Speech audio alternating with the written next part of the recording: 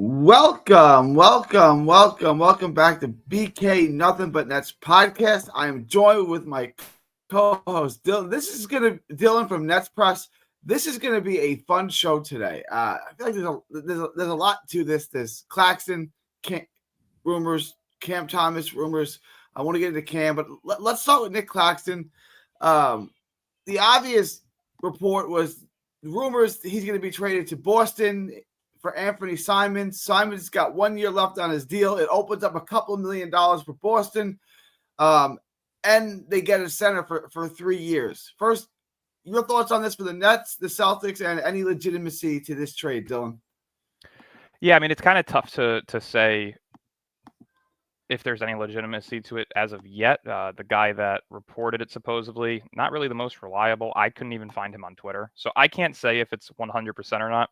But I had heard previous links to Nick Claxton in Boston, around draft night specifically, especially with Porzingis then being traded. There was a lot of talks about whether or not Sam Hauser would be moved. They ended up moving Drew Holiday. So they're pretty close to getting under that first apron. If they were to move on from Simons and Hauser and get Claxton, they'd be under that first apron. So, I mean, I could see there being a world where, he's of interest for Boston. It definitely makes sense as a Porzingis replacement. He doesn't have the floor spacing ability, but he fits along the timeline between Jaylen Brown and Jason Tatum, and especially defensively on a championship team, he could be something of value. So, is there some legitimacy to it? I would say so. Do I think it's going to happen right now?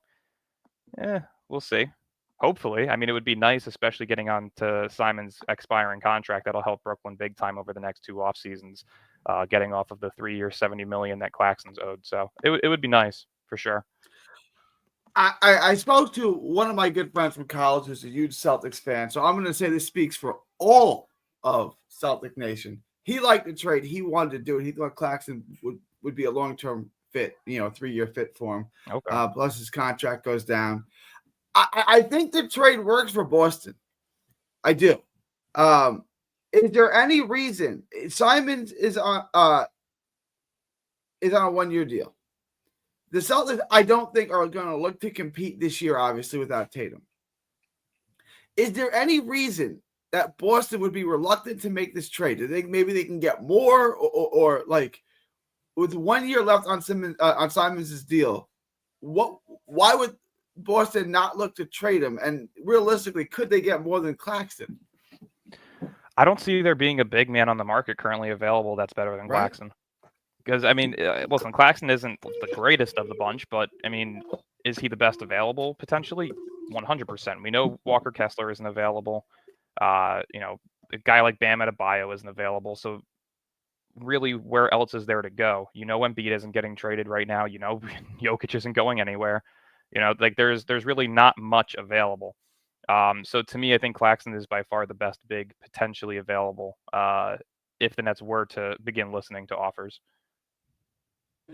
And I agree. Like for Boston, I'm not a Claxton guy, but if they can get Claxton on a descending contract, they get rid of Simons. To me, this is a win-win for them. This actually, to me, makes more sense for Boston than it does the Nets. I think it makes sense for the Nets too. And that's my next question. Would he just be a salary dump? It was just be the Nets getting a guy.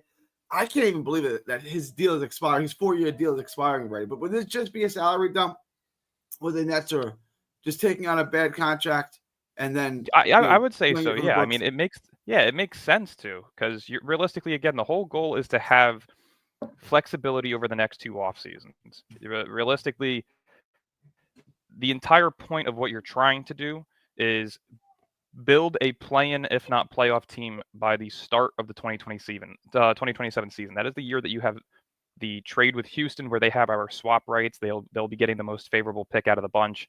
You don't want to give up a top 10 pick at all. We've done it time and time again.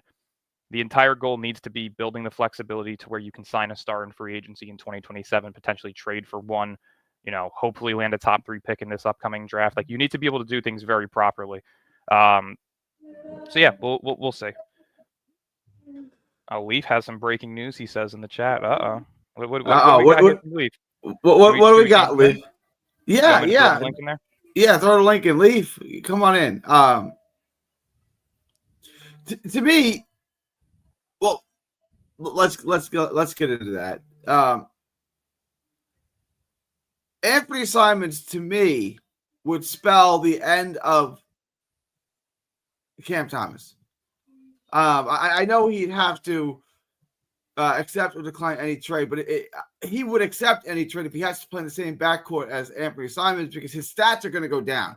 So Cam Thomas would then be willing to accept any trade because Anthony Simons is going to take most of the shots. And then you got Michael Porter. It's just not a good offense for Cam Thomas to be in. So even if Cam Thomas took the qualifying offer, I think he would accept any trade because it would behoove his career and his potential earnings to take that trade. Is there any circumstance that you could see the Nets making this trade for Anthony Simons and bringing back Cam Thomas and playing them together in the same backcourt? For a half a season, maybe. But I definitely don't think, especially if you get Simons. We saw Simons in Portland, who, if you guys have been following me long enough, I have the Anthony Simons Nets jersey swap. I've had it for 2 years. I absolutely loved the idea of potentially adding him during the time frame of when we had Mikal.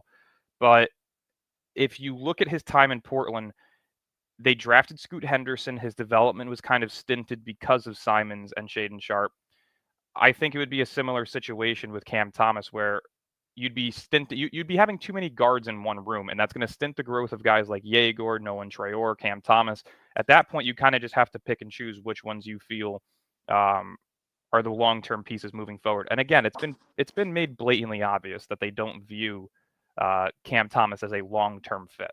I think that's just self-explanatory at this point. If they did, they wouldn't have drafted the amount of guards that they did, and if they did, they would have already re-signed him. So it makes sense to get off of the Claxton contract, and if it means letting go of Cam Thomas, I could definitely see them doing so. We're going to bring Leaf in for a second, but I just wanted to address. I want to ask you one question about bringing Simons in. I know it's an expiring deal, and that's the beauty in it.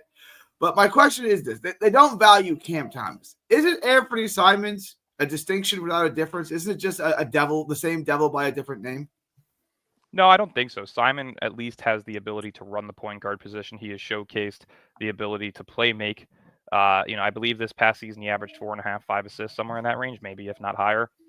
He's shown the ability to be able to facilitate. So I think it's a bit different. Would I use him as the primary point guard? No, I would still try and develop Yegor into that spot. So, running Yegor at the 1, Simons at the 2. Maybe a guy like Zaire at the 3, if not Michael Porter Jr. at the 3, Noah Clowney at the 4, Day'Ron Sharpe at the 5. I definitely think that's something that could be intriguing. If they were to make the trade and they kept Cam Thomas and they had a starting 5 that was, which we talked about, Yegor plays the 3, you got Cam and Simons in the backcourt, and then you got Porter Jr. and let's say Sharpe at the 5. Explain, how would that look? How would that oporate? With you what got lineup? pros in the lineup. It's not a joke. You got Yegor, but you got 4 pros in that lineup, 4 real quality NBA players. Yeah, again, I think the starting 5 can look as good as it wants. The depth is too young. It's really not going to matter. When you put that bench unit in, they're going to get outplayed 9 times out of 10. And I think that's where a lot of these losses are going to come from, whether Cam Thomas and Nick Claxton are here, whether they're moved for other NBA caliber players. It's going to come down to that rotation that's going to ultimately lose a lot of games for the Nets. And I don't see a difference if you move Thomas and Claxton for, Simons and whatever you can get in return for Thomas. I don't see a difference in results in terms of the win-loss column. I think they're going to lose a lot of games this year. We got the man, the myth, the legend. We got Leaf here. Leaf, I know you say you got breaking news for us. What's on your mind? So I'm pretty sure you guys probably heard already, but Kuminga has opted out of the 2-year, $45 million I guess extension or whatever that the Warriors offer, and the Suns, from what I hear, is looking to throw 4 years, $90 million at him because they just got off the Bradley Beal contract. They're looking to throw 4 years, $90 million, and they probably looking to shop Devin Booker. before the season starts as well. Oh, Probably. I don't think they're getting rid of Booker. Don't take my word on that, but that's just something I heard. And Claxton, the Memphis Grizzlies have expected interest in Nick Claxton. I repeat, That I know. Yeah, the that I know. Memphis He was Grizzlies, touted previously. yes, and that means that everything that I've said is going to Here come we into go. fruition. Because the second that we get Zach Edey, we are going to start in a direction to where this franchise is going to be lifting heights never seen before. That's just what's going to happen. So I'm letting you guys know. I'm about to go on lunch with my lady friend. I just wanted to let y'all know up in here. I'll be back a little bit shortly. I'm just going to take a short lunch with her at the hospital. Appreciate you guys. But things are going to be looking up and up. We're going to get our finishes real soon, Dylan. We already got our passes. We're going to get our finishes real soon, Dylan. Relax. We're going to be just fine. Hey, man, enjoy that lunch. We'll see you soon. All right. Be good, Leaf. Appreciate you coming on. All right, I actually did not know this about Kuminga. I was still living in a world where we could potentially get Kuminga. Is that done? I think so. There's clearly obvious teams that have shown the interest in him, and Brooklyn has not been one of them. He's been linked to Brooklyn simply because of the cap space, but there really hasn't been a true interest on the Brooklyn side of things. So I wouldn't expect anything from Brooklyn at this point in time. But yeah, I mean, I think Sacramento and Phoenix are just the two teams that make the most sense at this point. All right. What are we gonna do? Like, we're gonna switch back to Cam Thomas in just a minute. Oh, hell yeah! Look at this. We got a What reunion. A comeback this is. This is. Don't call it a comeback. Look what we got here. Hey, what's going on, everybody? We don't. How's it going, John? What's on the hat? Let me see the hat. What's on the hat? Got my cool red hat right here, sporting that. All right. But go ahead. What's on your mind, John? yeah, listen, the Claxton for Simons thing is very interesting. I think, still having Claxton on his team, it really sucks for us. I wish he was on the team because I feel like Danny Wolf, you want to see what he's made of. You want to see him get run at the 5. Now with Claxton, it means Danny Wolf probably comes off the bench. But if you want to get rid of Claxton, the Celtics don't have a center right now. They just got rid of KP. They don't have a Horford. They have that that third stringer guy. So like they really don't have any centers right now. So Claxton for Simons deal, it's kind of a good 1-for-1 swap. And we open up some cap space next year. I think for the Nets, if you're going to move off of Claxton eventually and Thomas, you trade Thomas for Kuzma, you have over $60 million in 2027. You trade Claxton this year, you have over $30 million the next year. If you want to keep both of your free agencies next 2 years very open and have the flexibility to get vets to come to the team, play with the young guys, those are probably the types of moves you want to make if you're Sean Marks. But unfortunately, with Sean Marks, he doesn't know how to make those types of moves. So we'll see. But this would be a deal I wouldn't be upset about because if you get rid of Thomas even earlier this year, Simons kind of takes that role over, but he's not going to do anything like crazy stupendous, and his contract comes off the books the following year. I think that'd be a fine deal. But unfortunately, his organization, they really don't have a set game plan right now. I wanted to ask you this because I think it's a disaster and a train wreck. But any possibility that they make this trade and they keep Cam Thomas and Anthony Simons, in the same backcourt, and how would that look? To me, that's a disaster of a backcourt. Yeah, I mean, it's really going to be like ISO scores, and the thing is, what Jordy and his organization is trying to do is, the defense will be horrible. Yeah, but it seems like right now they want to play this positionless basketball. We have guys go through 1 through 4. The thing with Cam Thomas, he's a 2 guard, and Simons, he's a guard too. So they aren't going to give you nothing on defense. There's no adaptability there. You just have 2 ISO guys trying to score. I feel like that's not the identity they're going for, so I wouldn't see that as a possibility. I think if you get rid of Thomas, getting Simons to make this offense digestible this year, which is going to be horrible, wouldn't be a bad option. I think if you're the Brooklyn organization, you want fans to still come to the building this year. You got to give them something to cheer about. So I'd be fine having either Simons or Thomas on this team right now, because at least they could give you something that's going to make you go, hey, instead of ooh. Well, we'll see what happens, man. But I would be fine with a deal like this. It's just this organization, they got to figure out who are these long-term pieces. I don't see with Claxton. I think Cam, at worst, could be a 3rd option or a 6th man on his team. But the way that the organization's been playing with his financials, they don't even trust Cam Thomas with that type of role. So Yeah. And I want to get to that. I'm glad you're here because I want to get into the comments that's been kind of kind of going around, the basketball community. I'm glad you're here, Dylan. I don't know if you watched Jeff Teague's 520 podcast, but they were talking about Cam Thomas, and he was saying that basically no disrespect to Cam, but he's just not that valued, and that the $14 million contract, that's not disrespectful. He should probably just go ahead and take it. I agree. Yeah, is that kind of the way that he's just kind of perceived around the league, that what he does just isn't that valued? And like Jeff T wasn't trying to throw shade at him; he was just trying to hit him with a reality check. It's like, that's not a disrespectful offer, and you should probably take it. Yeah. No, I agree. I mean, it's the only offer that you have currently. There's no market for you. There's no team that can afford you. There's no team that's shown interest in you. You got to take what you can get at some point, and expecting something that's not going to happen is just, again, it's either poor representation on his management side, or it's just poor ego and greed on his side. He's not worth what he thinks. If he could get the second year option becomes a player option, then he should absolutely take it, right? I agree.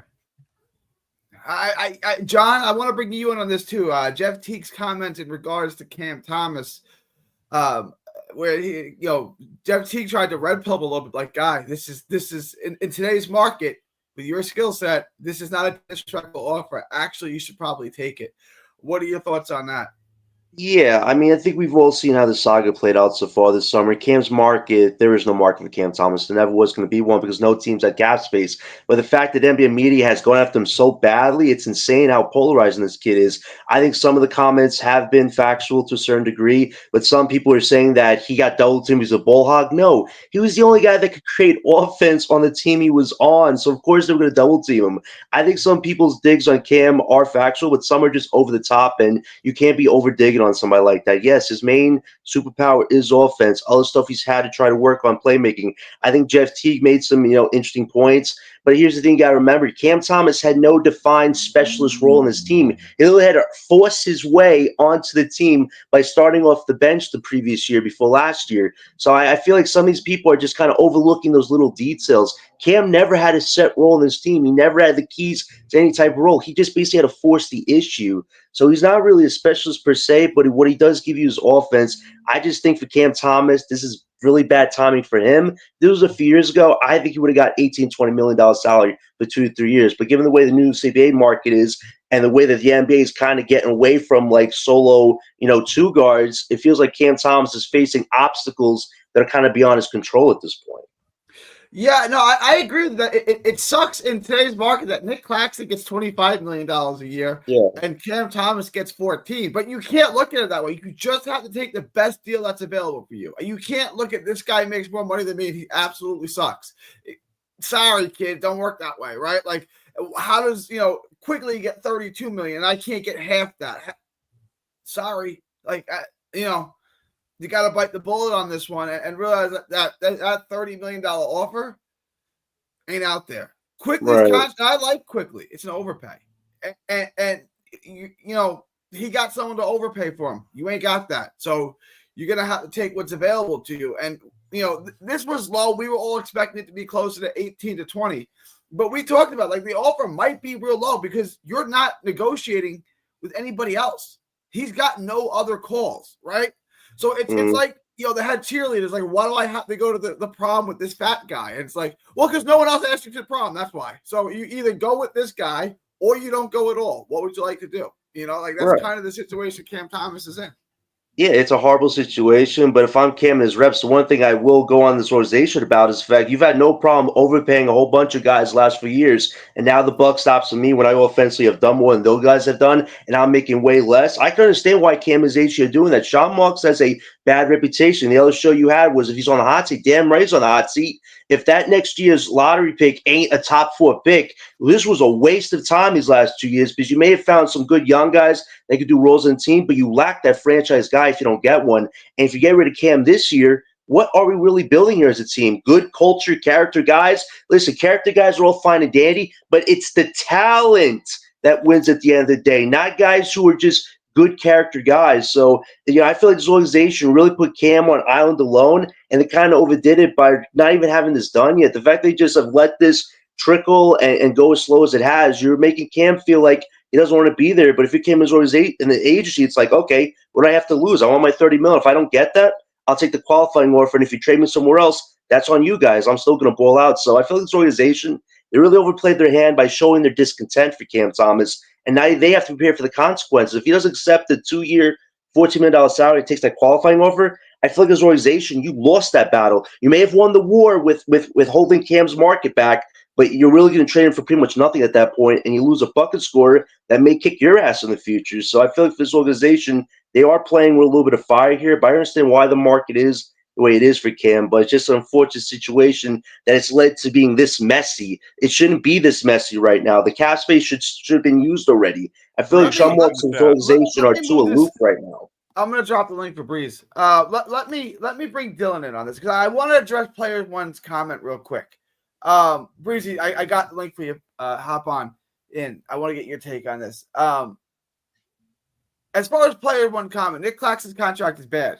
No need to repeat. And I want to address that because you keep hearing this as an argument from Nets fans across social media is, well, Claxton got this contract and Cam Johnson got this contract. So Harris got this. Yeah. Can we stop? Like one bad contract doesn't beget another one. I don't say, well, I gave this guy a bad contract, therefore everyone gets a bad contract. This is not Oprah giving out cars. Your thoughts? Well, again, people are also forgetting the point as to why these contracts were given. They had markets. They had teams pursuing them. Claxton had the same offer on the table from Detroit. Yeah.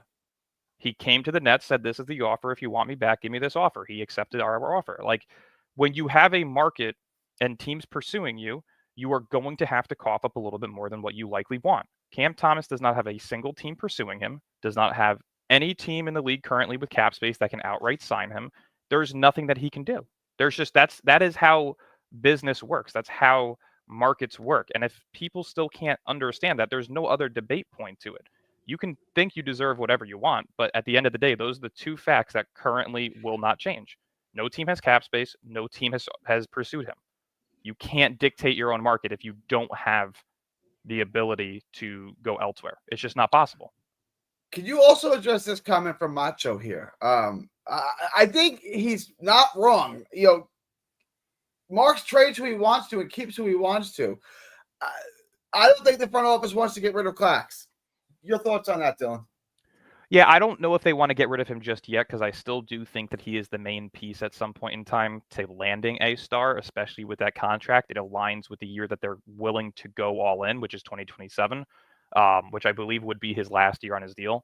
So it makes sense as to why they probably don't want to move him. But again, when you're looking to build from the ground up, it's best to get rid of contracts that are this long, that are this heavy on your cap space. Realistically, if you move him for an expiring contract this year, it opens up it opens up $20+ million each year from here on out until 2027. That's a big deal. That's 2 max contract slots potentially that you could be opening up over the next 2 seasons. And realistically, if you maintain that cap flexibility into 2027 and don't spend big in 2026, you could have the space to potentially add, a max contract type of guy plus 2 high caliber players that fit on a rotation on a championship team. So to me, it makes a ton of sense to move off of him at this point. I want to ask you this question. Who would you rather have if you were a GM? Would you rather have Simons or Cam Thomas? I want both of you guys' take on this. Dylan, you go first. It's a tough decision because, again, you're asking, all right, do you want a high caliber scorer? You get that in both of them. They can each put up 20+. Simons is a better playmaker as of right now. It really depends. Like, if you're talking, do I want Cam Thomas on a 3-year deal up to $20+ million a year? No, just as a player. Just let's say contracts, everything was the same. Yeah.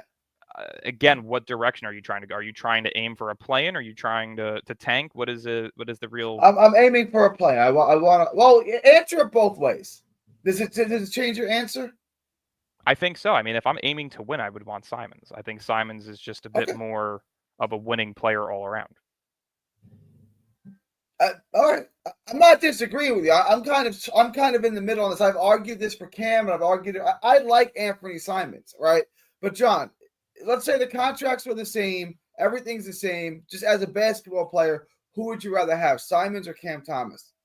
I'm with you, Gary. It's a toss-up because they're both at similar levels. If I was looking at what their full potential could be, I could say they're no less than a third-star option like a Tyler Hero on a team because what they can give you is scoring. I agree that Simon's playmaking is a little more farther out there than Thomas's. I feel like Thomas just really got into the playmaking aspect of his game last year. So I feel like if you're trying to win, Simons does have a bit more veteran experience at the stage of his career than Cam Thomas does. And financially, I know you didn't say not bring it up, Gary, but I think for Simons, it's way more financially feasible to deal with him right now than Cam Thomas. Because like you said, Gary, I don't think Cam Thomas will care more about the team situation until he's around that 27 to 28 threshold, where Simons is now approaching that age right now. So I feel like if you're trying to build a winning team, Simons would kind of be that option that progresses you a little further than Thomas does right now, because Thomas really thinks he's on that level when really the NBA has him as a sixth man right now. But I don't think you go wrong either way because they're both at similar levels as far as what they give you offensively.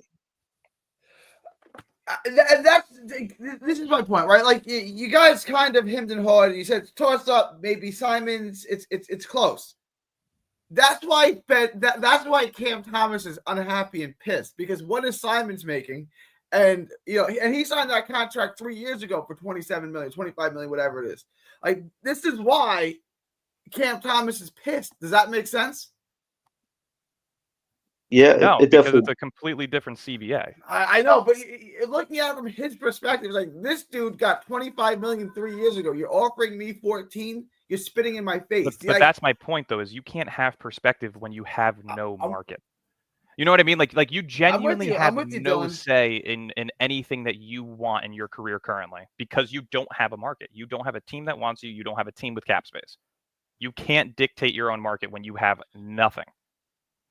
Right, and on top of that, the unfortunate problem is the Brooklyn organization did play a huge role in this. They're not taking accountability for it because they had a roster around them that was so unbalanced. They didn't even know what they were contending for. They had the twins because they thought they were going to get a star here, and Cam would eventually be the sixth man. But Cam had to make do in a really bad system the last few years. But like Dylan says, the market itself is what ultimately dictates a lot of this. But the Brooklyn front office is going, well, I may have hindered this kid's development, but it's really not my problem. It's Cam's problem, because he has to kind of accept what the market dictates. And that's so unfortunate. And I agree. I understand why Cam's upset at the front office because for the last 9 years, they haven't built anything. They haven't really developed any type of real roles on a team unless you count 3 stars on this team. And for Cam Thomas, it's like I may do during bad circumstances earn my role, yet I'm getting underpaid by a market that's telling me I'm a sixth man, but his front office is not even trying to make me feel like I'm worth a middle ground number around like an 18, 20 mil because the market is what is ultimately matters here. I feel like it's such a cop-out by the Brooklyn front office because they're just they're acting like they have no accountability in this, but they played a part in this too. In hurting really Cam is like Cam Thomas really is like the girl that thinks she's pretty and she doesn't want to go to prom with any of these losers and she wants to go to the captain of the football team, except none of the captains of the football team are interested in taking you to prom. So it's like, that's not an option. Like of your options that are available, what's your best option? You know what I'm saying? Tipple, Iceman.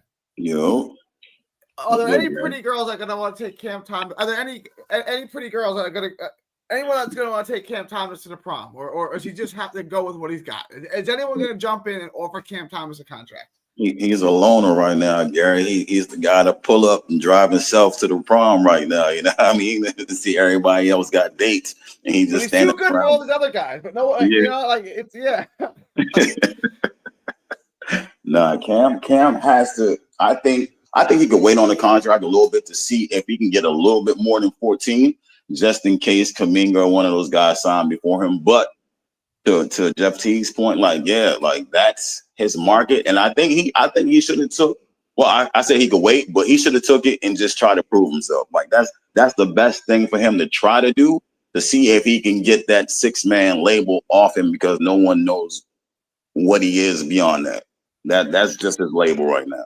If I was Sean Marks, and I know he's not going to sign the offer, but it's a legitimate offer, and it's the best one he's going to get. You know what I would do? I would say he got 1 week to sign the contract. Think it over, pray on it. If it's not signed in the week, the offer goes down to 12. Choose wisely. That's what I would do. Like, I'm not going to carry this out. That's the offer. You're not getting more than that. Do you want to sign it or not? If you don't sign it within a week, it goes to 12, and it goes down $2 million every week after. Tread lightly. That's funny, but They now I offered think him 12. If the offer went from 14 to 12, is anyone offering him more than 12, Dylan? No team's offering him more than 6. Nobody's got money. Saying so, it goes down $2 million every week. Tread lightly. so. I got a Does question. anyone have a problem with that? I don't, but if Kuminga, Josh Giddey, and Quentin Grimes, if they sign for about 20, you don't think Cam's moves up a little bit more? No, because From I think who? I Who's think gonna most give of him them the are money? better than him. There's no one who wants to take this pretty girl to the prom. There's no offers. No, I mean, because all those guys are in the same situation. So if one signs, then I guess that sets the market for those guys in the middle. Well, because here's the problem, right? Huh? Grimes is more valuable to what's it called? Philly. To Yeah. Philly because they're contending. He's a winning player. Kuminga is more valuable to Golden State because he has an immense amount of upside at a position of need. Like Josh Giddey is the best player on the market by far. It's not even close. So it's like, Right. does Brooklyn value Cam Thomas because they need his position? No, they just drafted 3 of his position. Like they just drafted 3 guards. Do they value him in terms of other teams competing for him? No, because not a single team has made the attempt to go after him. So it's like he's probably in the worst situation out of all of them. Well, I don't think it's the value though. Like you said, I just think it's the market. If all those guys are sitting on the market and all of them want 30 and now they're being offered 20 and no one signed, I think like when Cam Johnson got signed, Kyle Kuzma set the market for him. And then everybody else got paid after that. So I'm thinking if one of those dudes get paid, then it might trickle down from 20. It might go right back to where he's at. He might get $2 million more at 16 or something. You know what I'm saying? I'm not saying he's going to get 20, but I think once one of those guys sign, the other ones follow behind and be like, okay, this the market set for us. This is where we go at. And then negotiations start from 20 and drop down. You know what I'm saying? I don't think it's going to go past 20. It might drop down a little bit. Breezy's here. Excellent. Breezy. Yeah. It's good to have you here. Shout out. Tell us where we can hear you. And then weigh in on this Cam Thomas news. I know that's what you wanted to get in on. Yeah, y'all can find me in the chat or y'all can find me anyway. They talking about trading Cam Thomas. I'm gonna be there debating and fighting everybody. 1v20. You know what I'm saying? Y'all can find me on this show. Y'all can find me on my show, Big Fan Breezy, or y'all can find me on X. Y'all can find me on Ice Show in his chat or probably on his panel. You know what I'm saying? On TikTok. You feel what I mean? I'm out here, man. What up? Let me ask you, in this particular negotiation between Sean Marks and Cam Thomas, Sean Marks is in the driver's seat here. Would you agree with that? Yeah. Okay. Jeff Teague said on his podcast that the offer, the $14 million offer to Cam Thomas isn't disrespectful and that he should probably sign it, that his style of play, a one-way guard, isn't really valued that much anymore. And $14 million is a legitimate offer and he should probably take it. What's your thoughts on that? I feel like, yeah, you got to take it because of the way the CBA is set up. He played 4 seasons for the Nets. Only one of them was over 65 games. Sean Marks is in the driver's seat. Cam Thomas is in no position to negotiate. He should take that contract like Jeff Teague said. Go out there, prove your work. The only thing that I wish for was a player option opposed to a team option. I feel like with a player option, you know what I'm saying, show like some grace. But again, Sean Marks is in the driver's seat. You see what he went through with free agents. I just think the Nets as a front office, not nothing against Cam Thomas, they want to stay in the driver's seat. And with that CBA rule, with the 65 games or more or less, that's where they got Cam Thomas. So as far as negotiating the power, he has them because of that specific thing. I want to ask you this because I mentioned this before too. The player option in the second year as opposed to the team option.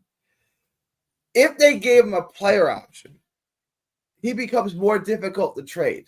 And Marks wants to trade him. If you give him a team option, he becomes very easy to trade, right? And we just acknowledged that Marks is in the driver's seat, not Cam Thomas. So if Marks is in the driver's seat, why would he change it to a second-year player option when it's going to make it more difficult to trade him?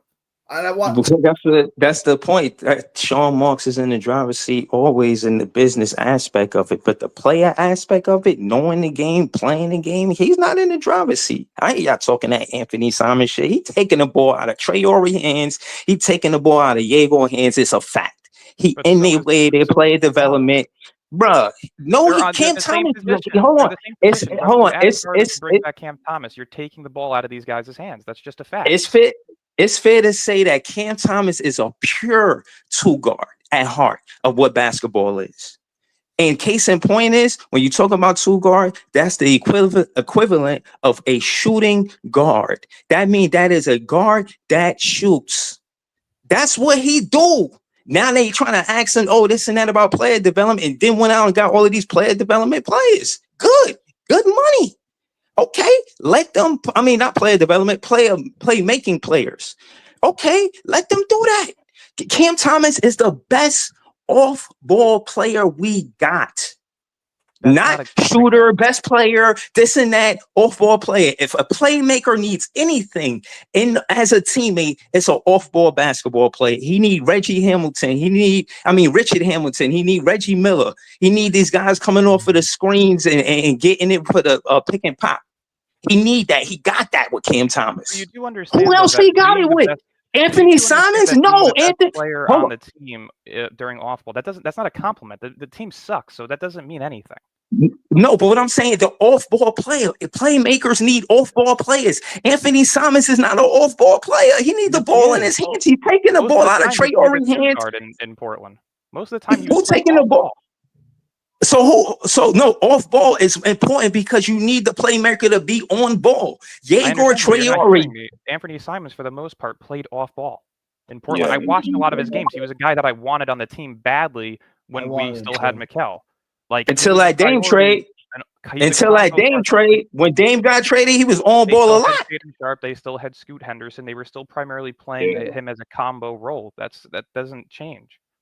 And why is he such an upgrade from Cam Thomas? And I know he getting paid more than Cam Thomas. You hear it, Breeze. You hear it. It's quite literally about the expiring contract that allows you to be financially flexible over the next 2 seasons. For who? Like, my thing is, for all of this business side of it, I'm talking about the teammate side of it. Y'all talking about the business side of it. It's not all business because when I'm watching a game, I don't give a fuck about the business side. I'm watching who, as a teammate, mesh together. Who mesh together as teammates? That's real shit. Who? No, seriously, who meshed it? 2027 off-season free agents on Spot Track and pull it up. Yeah. This is the exact reason why you're looking to build up the most money for 2027. I will show you right now. Because every player even on the if that's the case, is better than Cam even Thomas. even if that's the case, that's still expectation. I'm going on what I see right now. I don't remember the last time the Nets got a prolific scorer. When the last time we drafted a prolific rebounder, hold on, just anybody elite at anything, whether it be an elite rebounder. When the last time we drafted an elite rebounder, elite scorer, or elite defender? Like, no, bro, we got an elite scorer and we treating him like he just trained bait. That shit is nasty work. You can't draft a high upside player when you don't have. It's literally every All-Star in the NBA is a free agent in 20. It's literally everybody. That's what I'm saying. Like, you build for that. You don't build for a guy who's not a star. There's only 3 free agents that stick out in 2027. But why would they want to come here? We're not building a winning culture. How we building a winning culture when we just trade everybody when it's time to pay them? John, market. Let me address John. I get some of these guys are aged out. I get it. Like Steph Curry and James. I get it. Scroll down even further. This is the best. But what are the 3 free agents that you say stand out? The 3 that stood out when I saw the list were Donovan Mitchell, Nikola Joker, and Giannis. I mean, if you're looking at the Euro-style league that Joy's trying to create, Joker and Giannis stick out. Both of them on teams right now where their futures, Nikola declined the extension option because I think he's going to get more next year. But if they don't win this year, that could definitely be a question. Giannis, he could just walk in 2027. So if we're looking at how to best spend that cap space in 2027, those 2 guys stick out. And Mitchell, he's another bucket scorer guy that's still at the prime of his career, and he's still trying to get over that hump. And I feel like with Brooklyn, we've been somebody that was interested in him in the past. But those are the 3 that stand out. Everybody else is like middle age or like towards the end of their careers. And if I'm the Brooklyn Nets, I don't want to spend money to get those guys that are towards the end of the career. I need guys that are at the prime and still ready to compete right now. And those are the 3 guys that stand out on that list. I would agree. Those are but you still have Giannis. Giannis not going to be that old, right? You got Karl Anthony Towns. I don't know if anyone values Zach LaVine anymore. Trae Young, Brandon Ingram. I mean, those are you name the top dogs for sure. Tyler Hero is on this list. DeJounte Murray. Even look at the role players. Barrett, Michael Wiggins, Porter those type Jr., guys. Cam Johnson's. Like, there's a ton of players in this class. Yeah, I know what you're saying, John. And you're naming the top dogs on the list, right? But there are a lot of good players on. Can we get one of those guys, and then can we get Keldon Johnson or Brandon Ingram, a guy like that level? And now with the 3 rookies, what do we have? You know what I'm saying? Think I about get it what this you're. way. Yeah, up in shambles for Keldon Johnson. Think about it this way. If you bring in, say you miss out on the stars in this free agency, but you bring in 3 of the highest caliber role players you can, that'll be perfect on contending teams, and you are able to trade for a star that year, and say you get a top 4 pick in this upcoming draft, that guy looks like he's going to be a star. What do you mean, what star though? What Anybody star? becomes Like, available. bro, I know you do this, bro. I care about what star you talking about, bro. You could see potentially Anthony Edwards. You could potentially see Devin Booker. There's players that may be available in the next 2 to 3 years. You think Anthony Edwards is going to stay in Minnesota for the rest of his career, losing to SGA and to Houston and to Denver? No, he's not. He doesn't want to stay in Minnesota long term. Like, there's going to be guys available. You don't know what's going to happen in 2 years. So point being, if you miss out on the stars in free agency in 2027 and you bring in, because I believe in Cam Thomas. Yes, it's just false hope. Hell no! You trying to tell me because I believe in Cam Thomas, I don't believe in the 2027 free agents? You're telling me you want Cam Thomas over Devin Booker or Anthony Edwards in 2 years? Come on, that's not fair to say. No. That's fair to say. That's not fair to say. If Devin Booker or Anthony Edwards is available in 2 years, and why gotta be an or? Why can't be an and? Because they don't play together. Cam Thomas can't play with a player like that. He can't play with most players. Because he can't play with most players. I don't know, he can't play with most players on a championship team. I don't know, man. I think he right there. What? Okay. He had a championship team. He couldn't find the minutes because he wasn't good enough to play. Because he was a liability on numerous. You trust Jock Vaughn opinion? Hang on. You trust Jock Vaughn over Big Fan Breezy? Yes, because you are telling me that 3 coaches that were with him prior that didn't see the ability for him to play on a rotation that was contending. 3 coaches are wrong. We're going to blame 3 coaches over the player. Well, Steve Nash said he didn't do what he wanted to do. Maybe Cam Thomas is what he wanted to do. He wanted to play Cam Thomas, but he couldn't. Kevin Ali played him a pretty decent amount, but again, he wasn't the trusted source as the number 1 option for that team that was still trying to make a play-in playoff. Correct? He should have been trusted over Mikal Bridges and Cam Johnson. 3 head coaches. So 3 head coaches you can blame over the player. Not to mention, he played 22 games this year and he was 7-16. Or somewhere in that range. 23 games, he was 7-16 as a starter this year. So, like, how are we going to say that he's a winner and can play with winning players when he hasn't proven it? Bro, he stuck. Hold on, y'all can't be mad. He stuck to the script, bro. He stuck to the script. No, he didn't. He didn't earn his minutes. You have to earn your minutes in the NBA. Nikola Jokic was a 2nd-round pick playing next to Jusuf Nurkic, who was a top 20 pick. And he earned his minutes, outbeat him. They traded Nurkic, and now Jokic is a superstar. You have to earn your minutes in the NBA. Cam Thomas did not earn his minutes in the first 3 years of his career because he was a liability on numerous ends and couldn't make a playoff roster. Same thing for Jonathan Kuminga in Golden State, no? He's on a contending team, and he wasn't able to find consistent minutes there. But when he did play, he was still able to win them a playoff game. He put up 30 points against Minnesota this past playoffs and won them the game. So he is at least proven that he can be some form of upside on a playoff contender. Cam Thomas hasn't shown that. What has he shown that proves this? Like, I want to be proven wrong. I want to be wrong about Cam Thomas. But I haven't been so far. You're wrong, bro. You're wrong. Yo, look, Dylan, what I'm saying is that all formulas for championship rosters as of recent been core pieces from the draft. Why go away from Cam Thomas knowing that? Repeat that, sorry. Hmm? Breeze, repeat that real quick. I didn't hear you. I'm saying all championship rosters as of recent, they had core pieces from their draft picks. Yeah. Why go away from Cam Thomas knowing that's the formula for where we're going? You're gonna need an elite scorer on a championship roster. Let me ask you real quick. Are you open to moving Nick Claxton? Yeah, Trey Claxton. Okay, he's a homegrown guy. Why wouldn't So you want you to keep just him? destroy He's a your homegrown own guy. logic. Like you just, I'm gonna tell you why. obliterated I'm your gonna tell you. own I'm gonna tell you logic, why. I'm yo. gonna tell you why. Oh He's my supposed to be God, elite. yo. He's supposed to be elite at weak side help. He's not elite at weak side help. He's supposed to be doing better at weak Cam side Thomas help, is bro. Cam He Thomas be is getting not good cooked. at playmaking. We need a better But Cam Thomas is playmaker. an Oh my undersized. No, God, not a bro. play. I'm not talking about. I'm not talking about offense. I'm talking No, about defense. but that's the logic, bro. You just obliterated your own logic, bro. Like, oh my You're God, saying bro. not to trade Cam Thomas because he's a homegrown guy and you need homegrown guys to win championships, but you're willing to trade Nick Claxton because you don't think he's as valuable. That's my point. Cam Thomas and Nick Claxton are both not valuable on this current team. Why? Nick Claxton has only shown flashes of being a very good defender when he has another guy helping him, and B, on a contending team. So far, 2.5 years of bottoming out, he hasn't been good.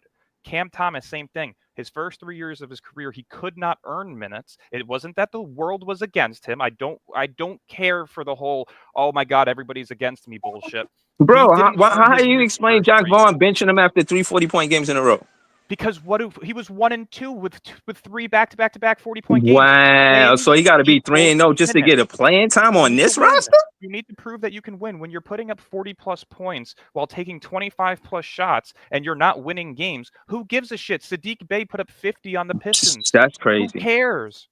Sadiq Hard Bey has to a win higher on a team career of point. I non-scorers. care. So. I Sadiq see the Bey has a potential higher in the career players in high that. than And I don't want Cam to see Thomas. You him don't be see Sadiq stifled Bey by a being coach that the never next did what Kobe he did Bryant. when he was the NBA player. Maybe he But was what I'm jealous saying of Cam is, what I'm Thomas. saying is Sadiq Bey has a higher career high in points with a 50 ball.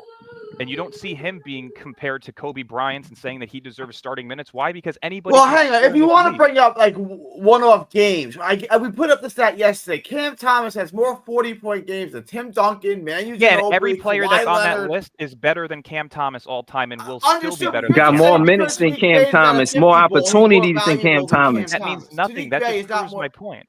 That just proves my point. Scoring isn't the Opportunity biggest and minutes mean a valuable whole need lot. in Yes, the it do. NBA.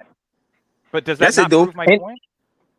But you what were I'm just saying saying is, Sadiq when Bey's it got a 50 ball, and that's why he's more That's my valuable. point.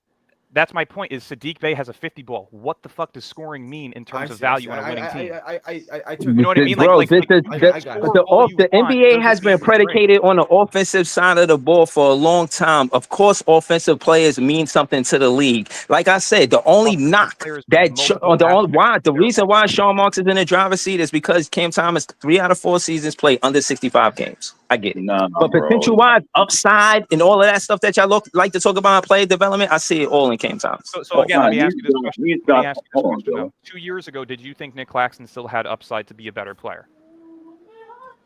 When he got his contract, did you think that he had the upside to be a better player? Okay, he's 26 years old. Do you still think he has upside to be a better player? Hell yeah. To Gary's point, if he get a big man to anchor the paint and he could play weak side help and that's all he do, yeah, I think I'm wrong. I'm wrong about Claxton. He should be on a team. Let me do a little quick. Let me do a little quick Q&A with Breezy because I just want his takes on this. Right? Okay. You said you would do the Claxton for Simon's trade, correct? Hell no. Oh, you wouldn't do the trade? Not for him. Hell no. He take the ball out of Yago. It got nothing to do with Cam Thomas. He take the ball out of Yago and Trey Horry hand. That's a fact. He do. He did do. It's a 1-year deal with a contract. It's an expiring deal. So he'd be off the books. But that's what I'm saying. For who? On a business sound, it sound good. But where you building chemistry, a core? Where are you building, trading these players season after season because it make the money look good? Fuck the money. Not fuck the money, but I'm just saying they should. I want to see teammates that stay together. I don't think what you're saying is crazy, Breezy. I know Dylan's going to really disagree with it. I think at a certain point you have to build something. You have to stop tearing down and start to build, right? Like you can tear down all you want, but tearing it down doesn't help you rebuild, right? So Can I jump in for 1 second to ask this question? Washington's been tanking for like 4 years, correct? Ever since they traded Beal, so like 3 years? Yeah. Okay. Who's their core of young players? Alex Bob Carrington, Sarr, Alex Sarr, Bob Bilal Carrington. Coulibaly, correct? Bilal Coulibaly, yeah. Okay. Corey Kispert was a former lottery pick, correct? Yeah. Notice how he's now available in trades. Because when you build your core of youth through the draft that you know you want, you get rid of the others. Look at their current roster. They have CJ McCollum. They had Marcus Smart. They have Chris Middleton. They're constantly changing their team, building up the flexibility to be able to build around their core players. Have we not gotten the hint that Cam Thomas is not a core player? It doesn't matter about chemistry. You're tanking. Who gives a fuck about chemistry? You're not building Chemistry anything. mean a lot, bro. Paul Pierce, they knew not to trade Paul Pierce on Boston. They said, all right, this one player we going to keep. Chemistry means nothing when you are tanking. Well, Paul let Pierce me on Boston was ask winning. you a question, Dylan and Breezy. I want both of y'all takes on this, and everyone can go around. If the Nets start winning games, and they do what Portland did, and they're way ahead of schedule, are you? Is it a tank, or is it just like we're losing because we're young? You know what I'm saying? Because those are two different things. If the Nets start winning games, are you okay with that? And say it's not a tank. We just weren't expecting. If youth is winning games, and exactly, not the Nick Claxtons and the Cam Johnsons and the Dorian Finney-Smiths and the Dennis Schroeders, then you know what? At that point, you sit back and you say, maybe it is coaching. They're working. They're doing things that not a lot of people expected. This offseason, go all in. Try and find that superstar through trade. Try and build through free agency. Use up the money. Because at this point, you can't tank. But I don't see that happening. You're too young in terms of the depth that you have. And youth equals losses. Washington, for example, very, very youthful team last season. They brought in Marcus Smart. They brought in Chris Middleton. They won a couple of games at the end of the season and lost out on the first overall pick odds. Correct? Like, that's my point. When you have no depth of veterans outside of Terrence Mann, you're not going to win a lot of games. Breezy, John, everybody, if the Nets start winning, right, and they're ahead of schedule, I know what Breezy's going to say, but if they're ahead of schedule and they're winning, so I'm gonna say it wouldn't be a surprise. Cam Thomas and MPJ both got something to prove. They're gonna come out there really trying to compete, knowing that this whole tank thing and this and that, but they care about their NBA careers. They're gonna compete. Gonna look good because he's gonna get open 3-pointers. If they double Cam Thomas above the 3-point line, Traore is gonna look good because if you try to double Cam Thomas, he could easily be a slasher type player where he's looking for lanes to get to the basket, one dribble, get to the rim, one dribble, pull up type activity Nolan Traore could do. Bro, Cam Thomas gonna open up the offense for these rookies because he draws the double team for from the defense. So we can be a winning team with a veteran, with the championship pedigree like MPJ, because he played for a championship roster, and you know Jordy Fernandez, that kind of relationship like that. So I see the upside, bro. We could start off this. I say this lane in the plane, Gary. In its first 20 games, we could be 8-12, 10-10, something like that. Okay. Wow. John,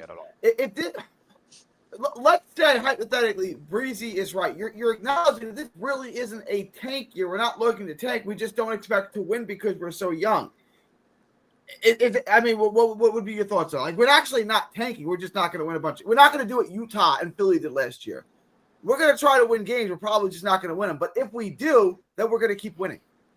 Yeah, listen, Breezy, you're the optimist for a reason, my guy. But listen, this is going to be a tough ass season. When you have 5 rookies on a team and you don't have balance, you have an undersized power forward that's a center on a team. Mike Porter Jr., who's had back injuries in the past. Zaire Williams is likely going to be our small 3. He gives you some things here or there, but nothing too crazy. And Cam, who's now going to come back either on a qualifying offer for $14 million salary, he's still going to feel a certain way about how the organization treated him. And then you have Nolan Traore, I guess, as the one. The kid is very speedy, but athletic players have easily been able to stop him at the rim. So it's going to be a tough season for the Nets. I think Cam and Mike Porter Jr. are going to be your best part of offense, but still, they're going to have to figure out their roles on this team. And if it's just Mike Porter Jr., this is going to be an offensive train wreck for this team. So I appreciate the optimism, but this is a team that's going to struggle a lot this season because these young guys are going to have to get acclimated with playing basketball professionally, because for these guys, it's going to be their first ever basketball games of their career. And that first game of the season is really going to set the tone for how these guys are going to do handling the pressure, because there's a lot of pressure on these young guys,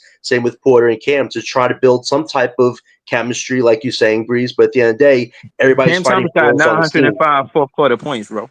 No, I agree with you. Listen, he is probably the closer on this team, but there's no definite that he's going to be here. But this organization just has not treated him right, Breeze. And it's unfortunate, but they really don't know what a franchise guy is on this team, because they only see franchise guys as established superstars. And my thing is this: if the Nets do tank this year, which they should probably, you're that lottery pick next year, if that doesn't become a top 4 pick and it's like Kareem Lopez, you're going to have to go back into the market to get a star possibly as soon as 2027, which a lot of people, when we started this 2 years ago, didn't want to go back that route. But unfortunately, this organization botched the tank last year. you kind of got stuck with what you got stuck with. Then they had 5 picks in this draft, and they decided to get 3 point guards. Like, their decisions just don't add up. And now if you, let's say Cam takes qualifying offer, you do trade him, and you lose this year, and that lottery pick isn't top 4 pick, what are we building at that point? We really aren't building anything. So it's going to be a tough-ass season, but a lot really is riding on that lottery pick next year because, Breeze, as much as you believe in Cam Thomas, this organization doesn't see him as a 1, as a 2. I thought a 3 maybe if he actually got a chance to develop. They don't see that. They don't see him as a 6-man. So if that lottery pick next year ain't a franchise guy, we really are starting way more backwards than we should at this point, and it's an unfortunate situation. But this is the organization that's making all these questionable decisions. So I hope the best for Cam Thomas, regardless of where his future lies. But this organization clearly doesn't see him as a franchise guy or a 2 or 3 option at this point, unfortunately. You want to get it on this easy? We haven't heard much from you, E. What are your thoughts? So what's the question, Gary? What's the question again? Well, Cam Thomas, and then can the Nets win with this roster? And is it really a tank year, or is it just a year where we don't expect to win because we're so young? But if we could, we're going to try to keep winning. I don't expect this roster to win at all. I don't either. But let's just say we're way ahead of schedule, like Portland was last year. We just start winning games left and right. Do you just keep winning, or do you try to tap the brakes and say, well, we want the better draft pick? So what? So we get off to that good Utah head and Philly start. did last year. Do you go try to win like Portland did, or do you go to try to tap the brakes like Utah and Philly did last year? It's like, well, we need to stop the winning. Portland really try to make a good push at the end though. So that means if we did Portland, that means we'll be in a position to make a good push at the end. If we're in a good position to make a good push at the end. Do you push for the play-in, or do you try to get the better pick?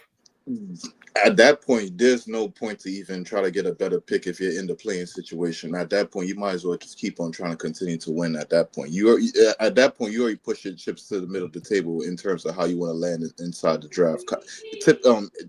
Theoretically, so you might as well just push all your chips to the table and try to win. But I don't expect this team to win. But there could be a chance, we get off to a good start in the beginning of the season that could hold us afloat or something like that. But I don't expect this roster to really be competitive at all, to be honest with you. Sorry, it's muted. Yeah. All right. Anyone? John dropped off. Anyone want to respond to that? Yeah, I'll respond. I don't think they're going to tank. I think again, as it was looked upon last year, that we wasn't going to win much games, and we won much games. And I say most of the guys that played on this team is back this year. So I think even with the added 5 rookies and 2 new players, Terrence Mann and PJ, I still think we're going to win games. It might not be to the play-in, but I don't think they're going to do that to tank. And to your point, I think just because everything's new, rookies playing, that we're not going to win as many games. But I feel whatever everybody thinks they're going to win, I think they're going to go over. You know what I'm saying? I think we're kind of forgetting though, right? Injuries aside, Philly's better than us this year. They were worse than us last year. Toronto is better than us this year. They were slightly better than us last year.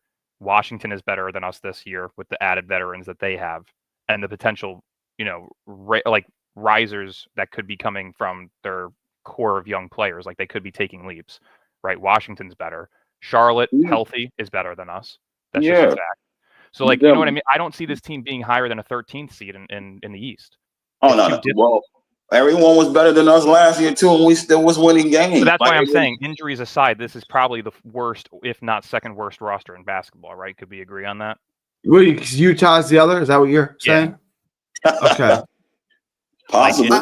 I mean, really probably. It's hard to think of one off the top of my head. Roster that's worse than this. Portland's better. San Antonio healthy is better. Phoenix, even with the blow up of Kevin Durant and Bradley Beal, still better. They have Jalen Green, Dylan Brooks.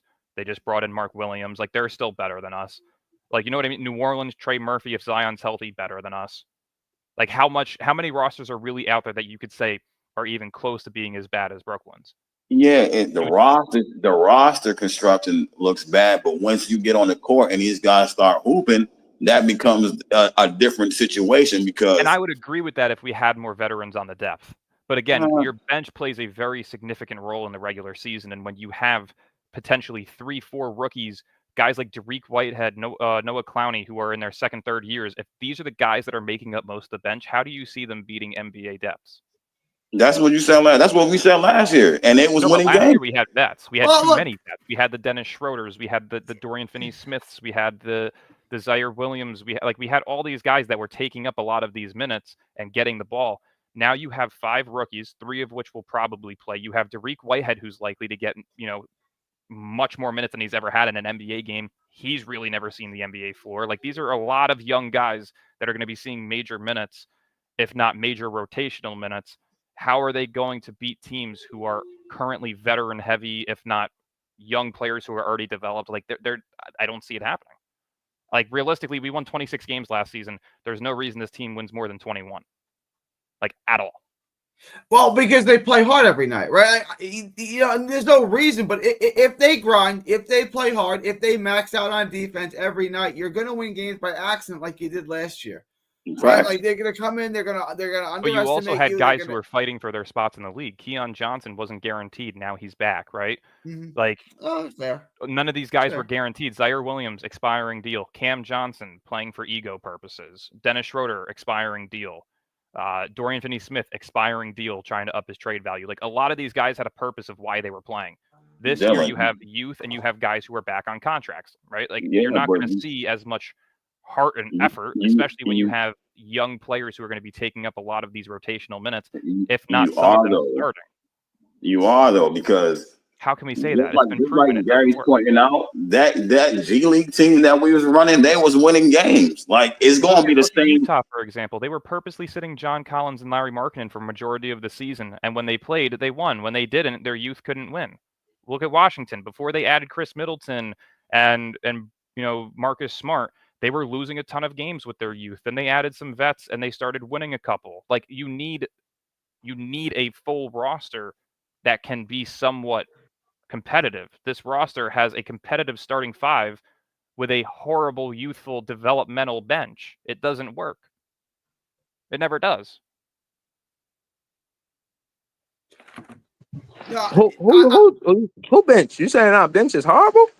I'm not saying it's horrible. I'm saying it's youthful, and youth it's horrible. It's not good. You got Clowney, you got Zaire, and you got Mann. Like, realistically, your bench is probably going to look like Nolan Traore, Terrence Mann, Zaire Williams, Dariq Whitehead, and then Danny Wolf potentially. Like, that's a lot of youth. That's a lot of mediocrity. It's terrible. It's just super young. It's going to lose games. You know what I'm saying? It's not that it's like the worst players ever. It's just super young. Like, in 2 years, will that same exact bench be bad? Probably not, but you have to develop half of them. Dariq Whitehead needs development in the NBA because he hasn't really played in the NBA. Drake Powell needs development. Terrence Mann, as the focal point of your bench, as the only real vet that has any form of upside, that's not special. Zaire Williams, you know what he is. There's not really much more to his game that's going to be unlocked. So it's like, realistically, how often do you think this bench is going to outperform other teams' benches? 1 out of every 10 games? Yeah, it's not. You're going to lose the battle of the bench on a daily basis. And you're going to have to be smart with your lineups because you can't really have a true second unit because it's so inexperienced. You're going to have to mix starters with bench guys. You can't really, and that's going to cause for fatigue. That's going to cause for injuries. That's going to cause for inconsistencies. Like, that, everything about it just tells you that it's going to result in losses. And that's the entire point of taking 5 rookies. You're here to develop and lose. You're not here to win games and try and force these guys into positions of NBA readiness in their first 25 games. Like, you're just not doing that. If that happens, it's a plus. If that happens, it's a plus. You're happy about it. If it happens, is it a plus? Yes, but is it also a negative? Yes, because your entire point is you got your picks back. You're trying to draft as high as possible to be able to then go all in with the market and flexibility that you have. Right? So is it a plus? Yeah, because your rookies are developing quicker than you thought, and they're actually impacting the game of winning. Sure, that's a plus. But the negative is, okay, now you're missing out on another big fish that could be of superstar potential. Because what if they're winning games because Cam Thomas is going for 30 and Michael Porter Jr. is going for 25 every night? Are you okay with that? I mean, It's not going to result in much. I mean, realistically, if Cam Thomas is averaging 30, it's a hypothetical. They're winning games if because Cam Thomas is averaging 30 and Porter Michael Porter Jr. is averaging 25, that means they're each probably taking more than 19 shots a game. So you're going to be looking at guys on the rest of the team that are putting up 10 and less because they're not getting the shot. If anything, I'm not gonna lie, I don't even like that situation because now the asset just elevated himself to another level. So now a bigger contract, he gonna come to the table asking for a bigger contract now. And then who? Cam Thomas, because if he He's start going to be averaging coming to 30 the table now, asking for a big contract no matter what. Why you don't like that, my brother? but he already averaging 24. If he's taking a jump like that now, he coming to the table asking for more now. So it's like the team not gonna pay him that money. Well, again, But the team not gonna pay him that can money. you do it on above league average efficiencies? That's what matters. It doesn't matter about the points per game. I would rather Cam Thomas putting up 22 points per game if it meant him shooting 49+% from the field and 37% plus from three. I don't want to see 42, 43% from the field and 35% from three. That means nothing to me. Anybody can do that. Truly. You're going to see Michael Porter Jr. do it this year. So let's put this scenario out there. I don't want to go, this is extreme, but let's just use this scenario. What happens if Cam Thomas takes that Anthony Edwards jump? So from the season before to the season now, he wasn't taking too much threes. Come to this season, the season prior, he shot the most threes and made the most threes. So what happens if Cam Thomas take a leap like that? So the 3-point percentage goes from like 35 to like 40. That's perfect. And pay him. You have your guy now. But again, I'm not paying somebody based on potential, especially when you're in a rebuild. You're paying somebody based on proven record. And he doesn't have the proven record yet to showcase why he should be paid $30 million. He doesn't. He doesn't have the resume to show that he's earned a $20-25 million contract yet.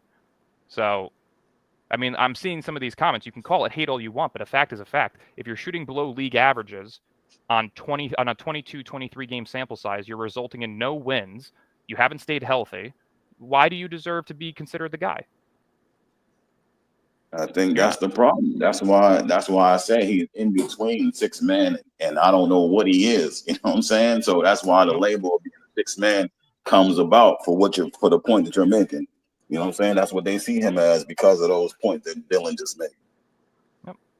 It's not hate. I want to be proven wrong. I want to be very wrong about this topic because it would be great to have somebody that you drafted later on that resulted in this much upside.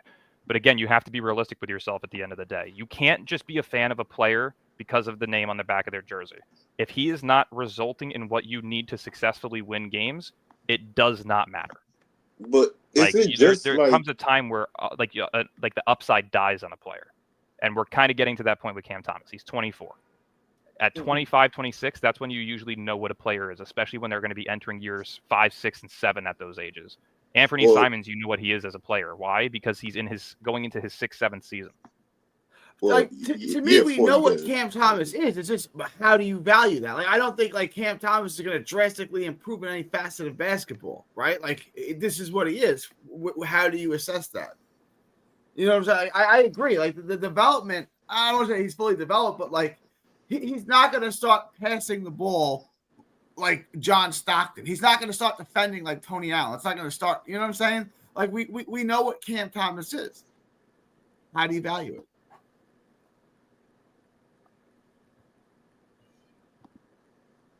Was that to me? Was that question? It was just to the panel in general. I don't know. Yeah, I don't know how you value that because I'm not fully sold on he's just a 6 man.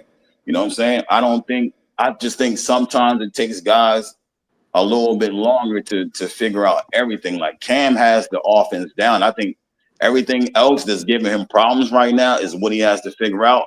Can he figure it out? I don't know. But I still think he has a chance to do that if he signs back and see if he can. You know what I'm saying? I'm not going to just put him in the category. So the offensive game down yet, just because again, I need to see efficient. Like I'm a big believer in per 36 advanced stats and efficiencies. I think those are the two most valuable things in the NBA in terms of stats, right?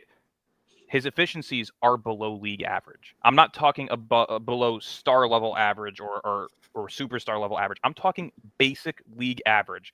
His efficiencies from the field and from three are slightly below average.